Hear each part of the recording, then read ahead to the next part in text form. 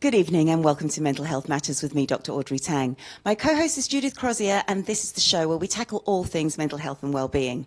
It's a lovely show tonight because we have a very special returning guest. You may remember Nina Hobson. She's a coach. She has lived all over the world, and when we spoke to her last, she was preparing to move to Spain. She has moved to Spain, and we're going to be finding out how that's been going, as well as learning about how she supports women in leadership. Welcome back, Nina. It's really, really lovely to see you. Thanks, Judith. I'm really happy to be here. Thank you for having me. Oh, thanks for coming back. So we know that you've moved to Spain. How is it? It's fantastic. I'm very happy, very, very happy in Spain. Although I should add, just today, I'm in the UK. So I'm calling from a little guest house in the UK. Lovely. I'm flying back tonight. So yeah, I'll be happy to get back. Oh, whereabouts are you in the UK? I'm just staying near my work offices. I'm very fortunate that they very much embrace inclusive working. So I'm not far from Nottingham in the UK. Been there this week, and then I'll pop back to Spain tonight. So yeah, I'm very fortunate that I get a lovely balance both ways. This is a really British question. Yeah. How's the weather? Yeah. It's fantastic here, although I have to say the last few days have been quite miserable, and I have been missing the Spanish sunshine. Yeah. Do you still have sun in Spain? Is it all just all year round? Yeah, and the only thing, and it sounds, I mean, it's, I'm certainly not saying it's a problem, because Spanish people complain about the heat, and getting excited to use, woolly jumpers and jackets and boots and things like that. But yeah, we do have, it's lovely sunshine throughout the year. But, as a friend from California who moved to the UK, she was very happy to have more seasons. So I like both. I'm not going to complain. It's nice though with your job that you can travel and you can experience all weathers, really, all of the seasons. And your business is going well in Spain? I'm very happy. I mean, it's taking some time just in terms of the bureaucracy to really feel settled. Emotionally, I feel I'm there. But in terms of logistically, on a bureaucratic level, there's a lot more to sort out, and it's taking longer than I imagined. I knew it would take a long time, but yeah, it's going to take even longer than I had envisaged. Yeah, it's I suppose every country has their own rules and bureaucracy, as you say, and just a matter of getting through that. Yeah, it's fine. I think when I first started out, moving to different countries, I expected everything to be done immediately. And the world doesn't work that way. It's exactly the same in the UK. So my husband's from Spain, and when we've been in the UK, we've had exactly the same situation. And I think one doesn't really realise until you're in that moment just how long these things can take, and personal situations are different for everybody. So, you have one form and then, actually you need another, and it can go on. And I think on a good day, I just roll with it. And on a bad day, I find it very frustrating, I'll admit. That's honest and authentic, and that's exactly how we all feel with the bureaucracy anywhere. Exactly. I mean, you've obviously moved countries a lot, so you know roughly what you're going to face moving to a new country, but it sounds like you faced new and different challenges even in Spain. Yeah, there are always surprises, and I think there's the logistical surprises of you need this form or that form, but there's also those emotional. You expect to perhaps move back to the UK and you're just going to slot back in, and that's often not the case. Or move to a happy, sunny country, and then actually things might not be as rosy as you expected. So I think there are always surprises, good and bad, both logistically and emotionally too. That's really nice to differentiate those two, because I think it's so easy for us to think, I go there on holiday and I have a great time. But it's really different when you're on holiday compared to when you're there to work. Oh, 100%, Audrey. Yeah, I couldn't agree more. And I think we also compare ourselves to other people and perhaps, create these illusions based on social media. So we have expectations and then things don't live up, or indeed things are a lot better than we expected. So it's just so personal, and I think we only really know when we're in the situation for ourselves. I think that's really important, because there is a huge difference when you are choosing to move somewhere. So in a way, you're prepared for all of those changes. And when you're running away, you know, I just need to go somewhere different. I need to and take the first flight out. Yeah. And so what differentiates those feelings? How do you know when it is sort of right? I mean, from my own personal perspective, I think it's about agency. So when I feel I want to move here, this is, you know, and not necessarily a plan, but it's about agency. It's about choice versus I'm scared, I'm lonely, I feel there's no way out, I have to do this for financial, emotional, whatever reasons. So for me, it's 100% about agency. Yeah. And I think it's about recognising that when you are choosing something, or when you're just taking an option that's available. And you began to touch on this with coming back and slotting back in.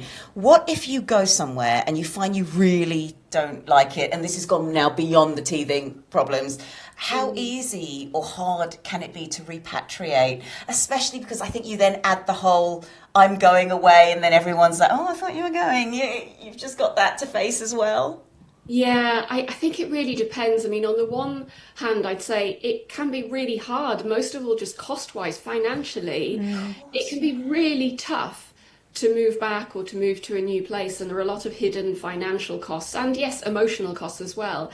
But I would add, if a situation is just so bad, you know, and we're not talking about teething problems, as you say, like you're really, really struggling, just move. I mean, I've been in that situation where I felt really, really, it was going beyond feeling a little bit uncomfortable, or with time thought, no, this is not for me.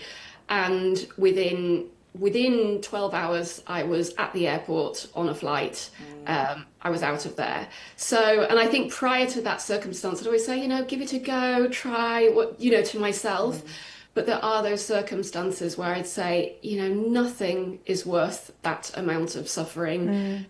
You know, go home, go wherever you need to be. In my situation then, it was feeling very unsafe, and in the pandemic on top of it, so there was a lot going on, feeling my children weren't safe, and just got on a flight, and fortunately had those savings to mean that I could get on a flight immediately, and I think that was wise advice. Somebody told me, always make sure you have enough money to get home in an emergency. That's something that stuck for me.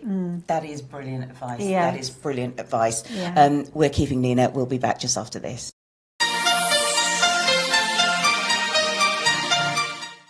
Answer this question: why do you want to change? Why do you want to? Do you want to change for yourself, or for anyone else? If you want for yourself, then you obviously, you know, okay, I want to change because, let's say, I want to feel happier. What makes you happy? So the more you keep asking why, after every time you answer another why, and you come to the answer, and it's so much deeper than what you probably would think. So it's always asking yourself, why do you want to make this change, and who do you want to become? You know, if you make this change, what do you think is going to happen? And do you have it in you to make that change, as in go from where you are right now to where you want to be? It's not going to be an easy journey. Do you have the energy and time? Because also when we jump and make these big changes and we don't follow through, it ruins our confidence in so many ways you never think possible, and we feel like failure. So you need to be realistic. And yeah, no day is going to be the same. So sometimes, like we go through menopause and periods and all that stuff, one day you have all the energy in the world. Next 3 days you're in bed crying and sulking. So you need to give yourself grace. Remind yourself which phase of life and state of life you are in, and then take action accordingly.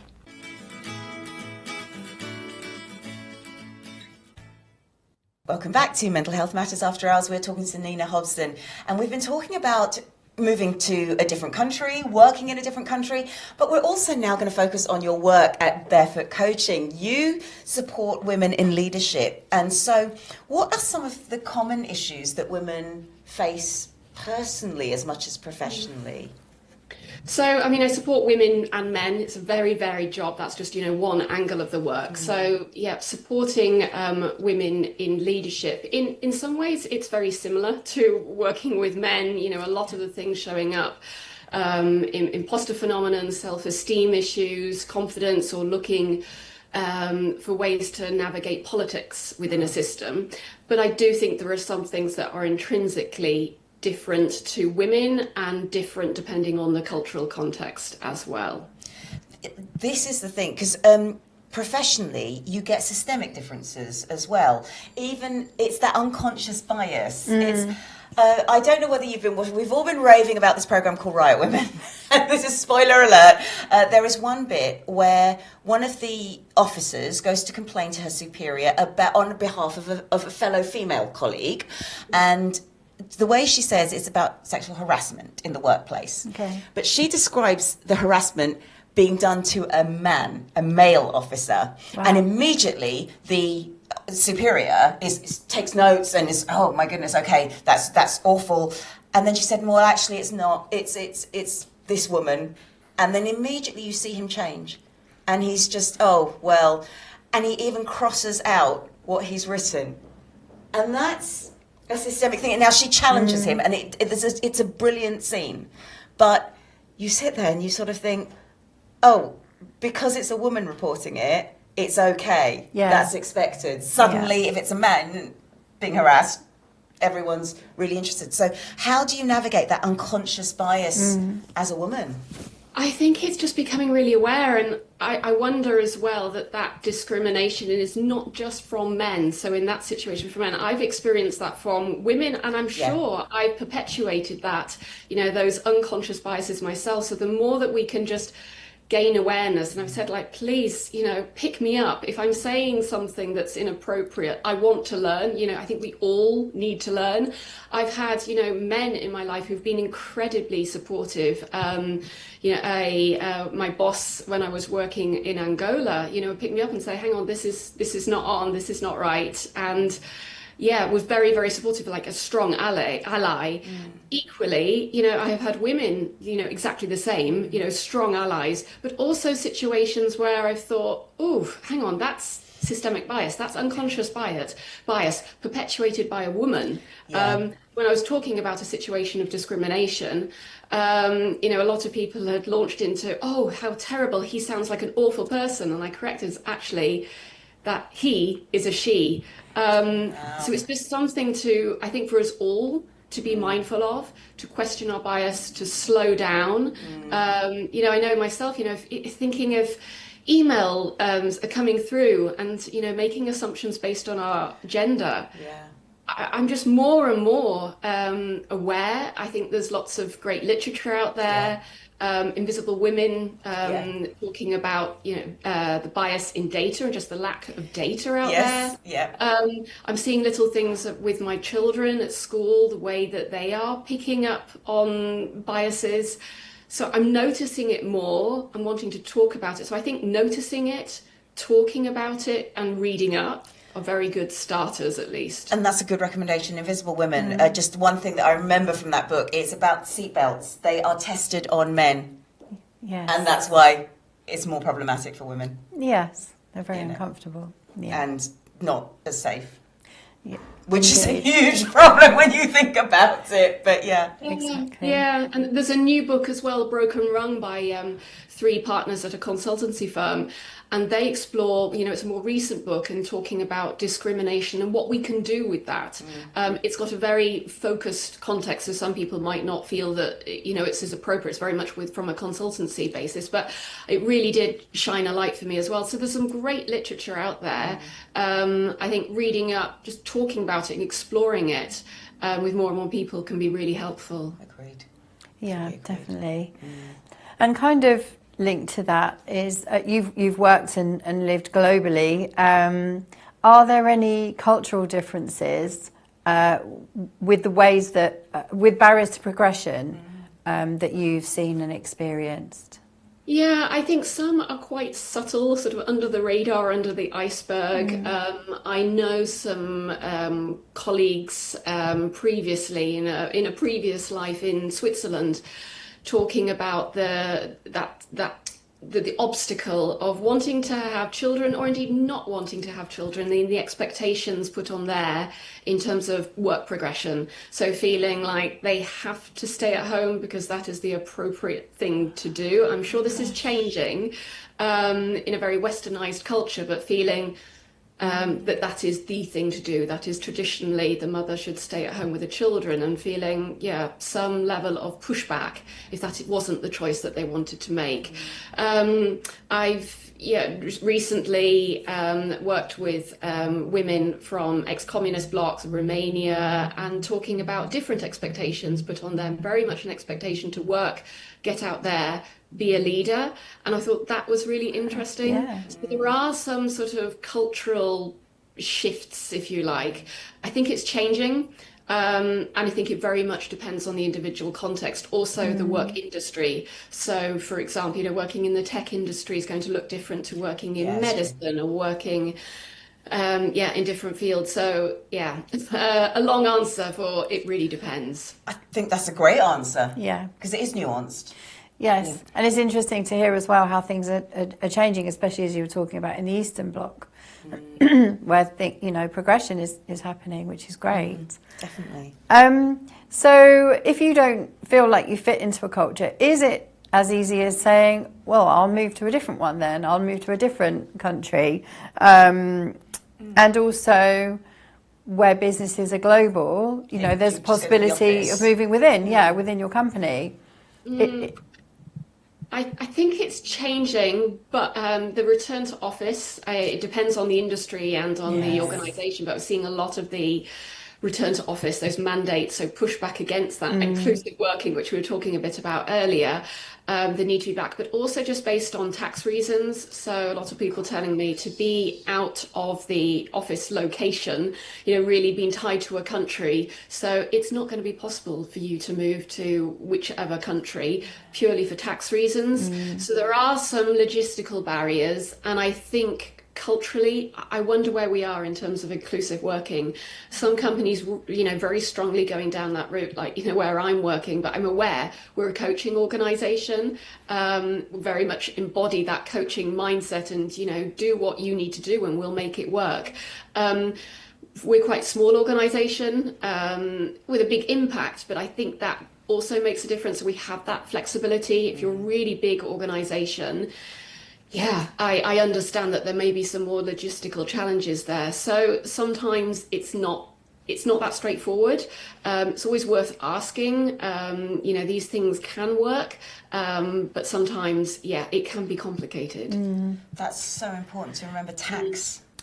Yes, a friend of mine wants to carry on working for a company in the UK but move to France, but she's realised the tax implications are huge. On the other hand, a friend of mine is working for a London finance company from New Zealand. So I think it depends on your company as well, how willing they are to put things into place. And also just that ability to work online, thinking of not just time zones, but I find, so I come to the UK regularly just to have those corridor conversations, just to get to know my colleagues. And it's something that I notice more and more. So I work differently. When I'm working in Spain from home, I really get a lot done on a very logistical, transactional basis. I plow through a lot very quickly, if you like. But when I'm here, I understand the work that matters and why it matters. So I'm very fortunate I get that mix, but I understand that that's not possible for everybody based on time zones, tax, and obviously, if you're in, for example, the medical profession, it's not necessarily that easy to work from home. So there's a lot of different shifting factors, and I think culturally as well we're changing. So with the advance of AI, things are changing, organisations are changing. And I think we're on the cusp of something new. So it's very, we're testing the new waters, as it were. Yeah. And I think right now it does feel like a period of adjustment as we see where AI is going. We're waiting for the budget in the UK, although we might have already had it when the show goes out. And so that will be a whole other conversation. But there are so many other implications right now. So we are keeping Nina, and we'll be back just after this.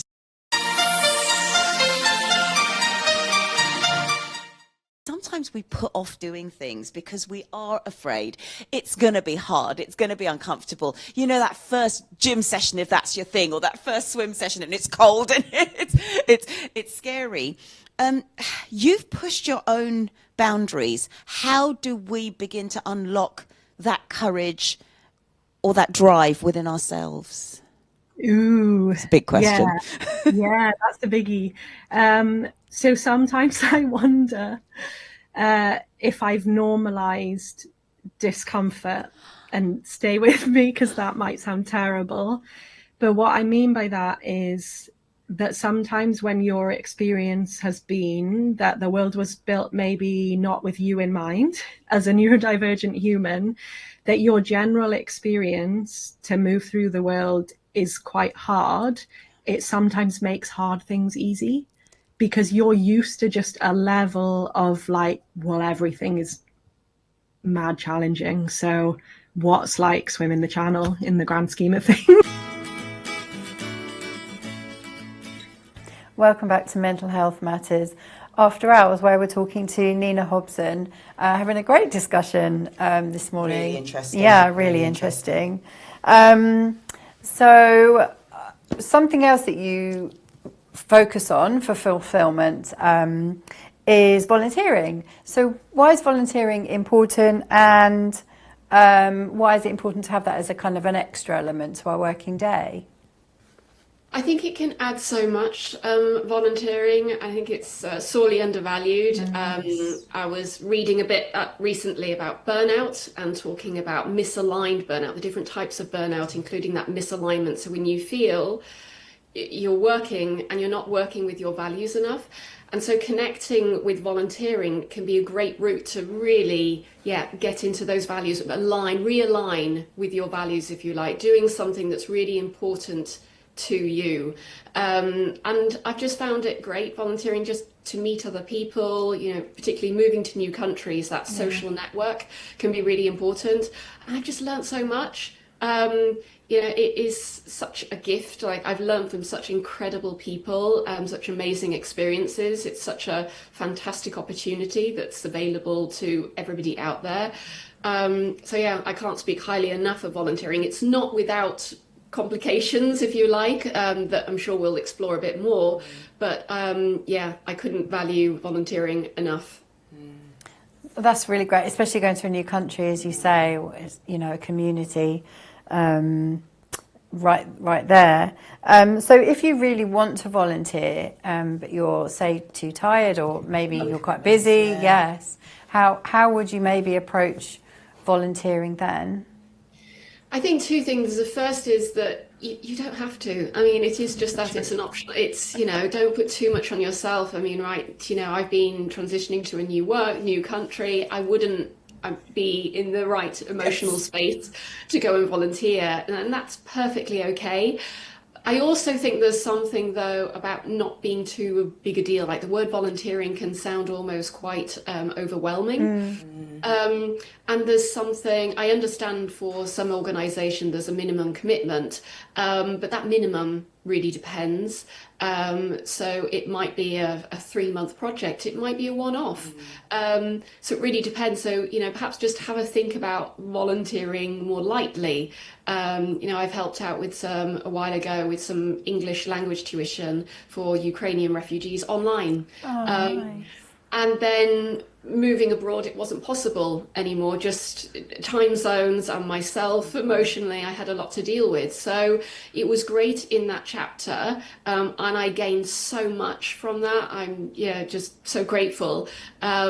There are things that we can do, slot into, that can be very, very useful at different times of our lives. And I think we can really contribute a lot to society by being really clear, being transparent about, okay, this is my availability, this is what I want to get out of it, and this is what I can offer. And it might not be appropriate or helpful as well to an organisation. So just to be really clear and upfront.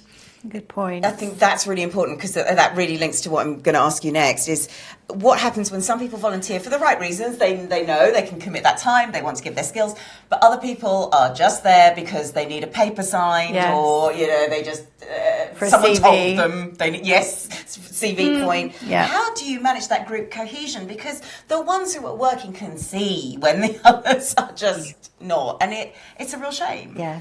Yeah, I mean, I think it can flux. I think there might be people who go in to sign a form and then actually look back and think, oof, I got a lot out of this and I contributed as well. But yes, I agree. And I think that's the challenge for organisations that work with volunteers, to get that level of commitment. So, yeah, I think there's something from the organisation's perspective to be really clear about the level of commitment that they want, that they need to make this a success. And just as you say, to get that group cohesion amongst the volunteers and with the in-house staff. I think that's really important. I think that is, and I think, and this is not actually to bash Gen Z, because this is not a Gen Z thing, but there are organisations which take on very young people, sixth formers doing their Duke of Edinburgh badges and things like that, who don't want to, this is a CV thing, but they're also, you've got adults who volunteer who really want to be part of it, and yeah, it's a very difficult group to manage, and so I think you're right, it's about the organisation being very clear and sticking to those guns. Yeah. What are your top tips, Nina, for a holistically fulfilling life? So we can still be a work in progress, we can still learn, we can still grow, we're doing things that make our hearts sing, but we're also paying the bills. Yeah, I think for me at least, being really clear and about, you know, what brings me joy, you know, both in the short term and the long term. And, you know, now working as a coach, I think mapping it out on paper, even talking it through with a friend, obviously with a coach, if that's available to you, that can be really helpful, just to be really intentional about, yes, what brings you joy in the short and the long term.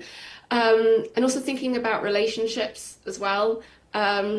A friend recently described me really lovely as a vitamin friend, and I thought that concept is lovely, about these vitamin friends, vitamin people in our lives, the people that give you that, you know, that boost for the day, those people that are really important to you, and to nurture those relationships. Because I think sometimes, particularly moving to a new country, you know, we can lose those connections, but, you know, we can re-spark them. You know, sometimes it's just a little text message to say, I was thinking about you, reconnecting through memory. So really nurturing those relationships. They're not lost forever, can be re-sparked, or indeed connecting with new people.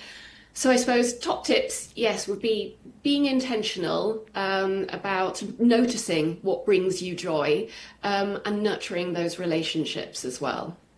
Lovely. Beautiful. Yeah. Absolutely. And intentional is a word that's come up on this show a lot recently. And I think that's very, very important, because we're coming to the end of the year now. 2025 is nearly done.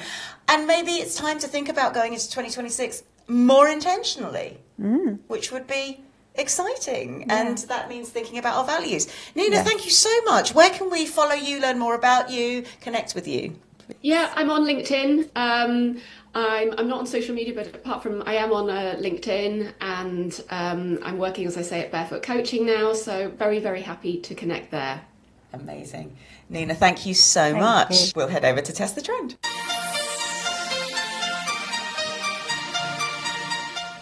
So for Test the Trend, if you want to volunteer, it's a really great way to boost your well-being. You get out, you meet like-minded people, and you support a cause that's meaningful to you. But there is a little bit of research you might want to think about first, and this comes from the website Rosterify. Ask yourself some questions about the organisation's role. What is the organisation's mission and goals? Do they align with yours? What are the changes or needs that organisation have? And how does that particular organisation you want to join make a difference compared to others who do similar work? And then think about the volunteer experience. What tasks or duties might you want to be performing, and what is available for you? What time commitment is there? Now, don't worry too much about this, because some places will say, oh, just help for events, or maybe they want you to commit an hour a week.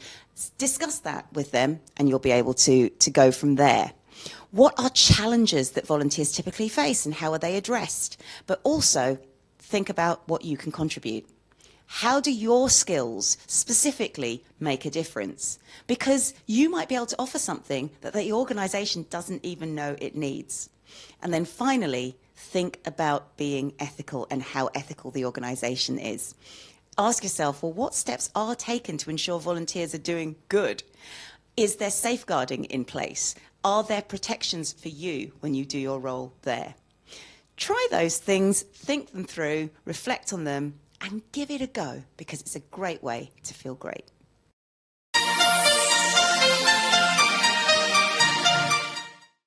I often talk about the importance of having a purpose, the importance of knowing the impact that you want to make, of finding the people to work with you to achieve your objectives and your goals. All of those things are important. But I don't know about you. Sometimes you might find that you're doing everything that you can to make things work, to achieve your objective, but it's not working. At those times, it's important to pause to review what you're doing and to understand the steps. Why isn't it working? Is it something that I am doing, something that my team members are doing? Or is it the processes, the structure? What isn't working? Are there external factors that have changed, the economic climate, what competitors are doing? Was it that what you're doing was in line with a trend, but the trend has changed? At such points in time, you need to pause, review, pivot, make changes. It could be on a temporary basis that we're just going to do this one thing different at this point in time. But then we're going to go back at a later stage. But it's important to that purpose, to the vision, to the goal, to the ultimate impact that you want to have, that from time to time you take the time to review, which is why it's good to understand the processes and what and how you do things, to be able to stay up to date with what's going on externally, so that you can see what's going wrong and you can pause and make those changes. If you don't, you might find that you fail, not because you're not good and not because you're capable or because you've done something wrong, but it's just things weren't aligning to enable things to work. And if we're talking about our health, our well-being, being our best selves, that's not beneficial to you. And it won't also be beneficial to the people you work with or the people you're trying to serve. It's always so joyful talking with Nina, isn't it? She's so lovely and just warm and really, really nice. And I know in so many places she'd be described as brave for going. She really gets what it is to just live holistically and live. And when I say live holistically, it does mean looking at the boring stuff, the admin, the tax, the passports.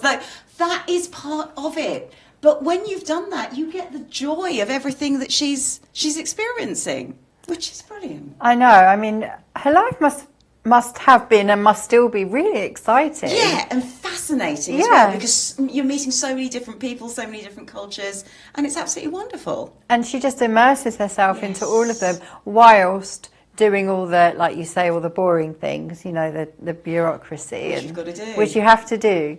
But how lovely to then be able to experience, especially at the moment, the sunshine. Yes, absolutely. Not envious at all. Sorry, it was such a British question, wasn't it? Now, she brought up some really interesting points. One of them was women making unconscious bias assumptions. Yeah. And that does happen. That has happened to a colleague of mine. She went to HR with a problem, and HR pretty much said, oh, well, we've all been through that, get over it. No. And it's, you my can't. goodness me. And this is female HR. Yeah. Whoa. That's really disappointing. It's disappointing. Isn't it? Yeah. Because if they have been through it, then they should know better. Yes, and they not propagate it. Yes, exactly. They're kind of enabling it if that's how they think that those type of issues should be handled. Yeah. The other thing she mentioned is values, which I thought was really interesting. So being intentional and sort of knowing what your values are. What are your thoughts on values? It's interesting because when Nina was talking about values, I was thinking that makes absolute perfect sense. Yeah. You list your values and then you do things that fulfill those values, and I'd never thought of it so simplistically. Yeah. I mean, I have, we've talked about values before, and mine are kind of honesty and determination, and so I was thinking while Nina was talking, how would I live to those values? I think I don't know, I'd have to give that some thought, but I think that's the key. That is the key. Yeah, to living a happy, holistic life. That's what Martin Seligman says, because he does this thing called Values in Action. Okay. And it's a questionnaire, so if you want to do it, or if anyone out there wants to do it, it's free. You go to the University of Pennsylvania, and you look for their questionnaires. So it's just go for Values in Action questionnaire, University of Pennsylvania, Google that, you'll find that. And you have to sign up to the university because they use your data in order to do their own research, but they don't spam you. So literally, you just sign up, and that's all you do. Okay. And go to the Values in Action questionnaire. It's character strengths, so it might be called Values in Action character strengths. There are two questionnaires. One is the long one, so you've got to take 20 minutes, and it is 20 minutes. Or you can do the short one. Okay. And the short one is only 5 minutes. It's much faster, but the in depth is not quite as much. Yeah. And it comes up with, there's 25 different values. I think it's 25, might be 24. And your top 5 are the ones that you connect with the most. And they might be, for me, I do it every year. And love of learning, curiosity, zest and joy, they're sort of my top 3. It's quite near the bottom is things like bravery and perseverance. And things like that. And what's really interesting is you then think about how you actually utilise them. And one thing I realised was, whilst bravery is really low down the bottom, I actually use zest and positivity to get round when I want to be brave at something. So sometimes rather than challenging something, I might go, I'm really sorry to bother you, but this has happened. You just kind of go down a softer route. So it's not that I'm not brave, it's just I prefer to use the other skills. Or strengths, not skills. Yeah. But that's a really interesting way of finding out your values. Yeah. It also gives you what they look like in action. Okay. But another thing that's quite interesting that I was playing around with ChatGPT after our chat with Thor, and there I asked ChatGPT to tell me what are some values that are not your basic gratitude, and ChatGPT came up with something like, one of the examples was stewardship. And then it went on to say, well, stewardship is leaving the world in a better place than when you came into it. And I just thought, well, that's lovely, because it's telling me what the actual thing is I'm doing. Yeah, I if love I connect that. with that. So that's and just you a do nice do use that. of ChatGPT. You do that in your I charity hope so. work and your dance and everything, and this. But yeah, I try to. We try to. you do, We try. Yeah. But that's just another way of doing values. I love that. I'm going to do that questionnaire. Just ask ChatGPT and do the questionnaire. It's great. Yeah, it's brilliant. I will. And there was something else you mentioned as well. Yes, when it's not right for you, that feeling. Do you get that feeling? Yes, and I am one that will go, this isn't for me. Yeah. I'm off. So I think there's 2 different ways of looking at it. One is it just too new? Could I get used to it? Do I just need to try? The other is, this is never, ever, ever going to work. Yeah.